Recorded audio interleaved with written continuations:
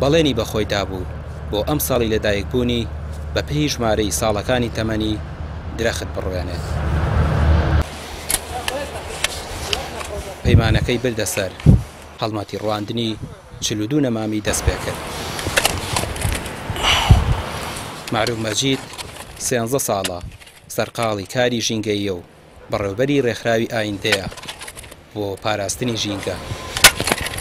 من معروف مەجیدم، لەدایکبووی 14 سێ 1970 ئەمڕۆ تەمەنم دەبێتە 42 ساڵ. لە ساڵی 2008 دەستم کردووە بە کاری ڕێکخراوەی ژینگەیی. لە سەرەتادا وەکو چالاگوانێک کارمە کرد، بەڵام دواتر لە ساڵی 2013 لە سنووری قەزای چەمچەماڵ ڕێکخراوی ئایندە بۆ پاراستنی ژینگەمان دروست کرد. ئەمە وەکو خزمەتکردنێک بوو بە ژینگەی سنوورەکە. باز لە بیرۆکەکەی دەکات، دەیەوێت ڕواندنی درەخت بکات بەنەری.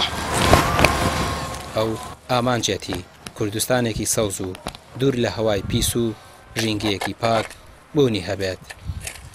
ماوەی 2 ساڵە بیرم لەوە کردەوە کە لە ڕۆژی لەدایکبوونمە وەکو نەریتێک گرنگی بە نەمامچاندن بدەم، لەبەرەوەی تازە تەمەنی ئێمە لە عید میلادوانەیە نەماوە، بۆیە پێم باش بوو کە کارێک بکەم لایانی کەم لە دوای خۆم سوودی بۆ خەڵک و کۆمەڵگا و ژینگا بێ.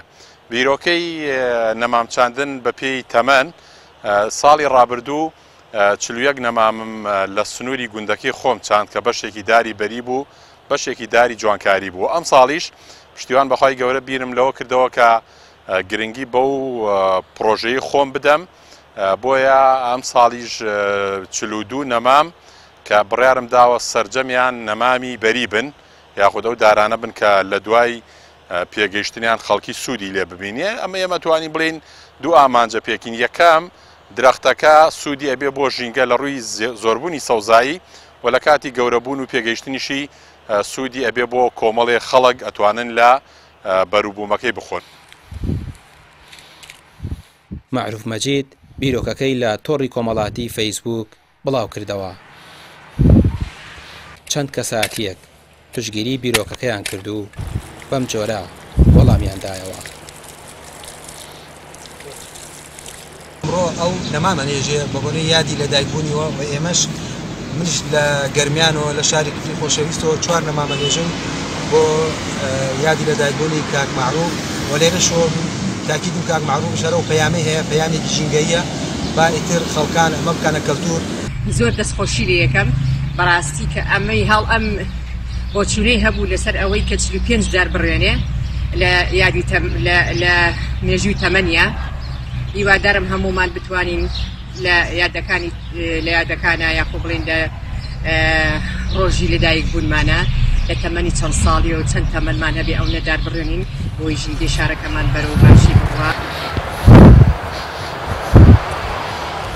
ئامادەکاری دەکات بۆ ڕواندنی درەختەکان.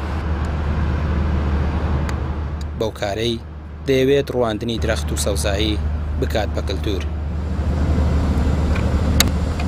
زۆربەی کات ئۆتۆمبیلەکەی درەختی تێدایە، بەردەوام لە هەوڵی سەوزکردنی باخچەکاندایە و بەرگریان لێ دەکات دژی لە ناوچوون و فەوتان.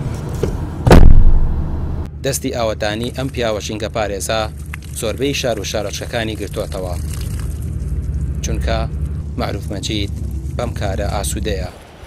ڕامیا ڕوسمان، کەناڵی پێام، سلێمانی.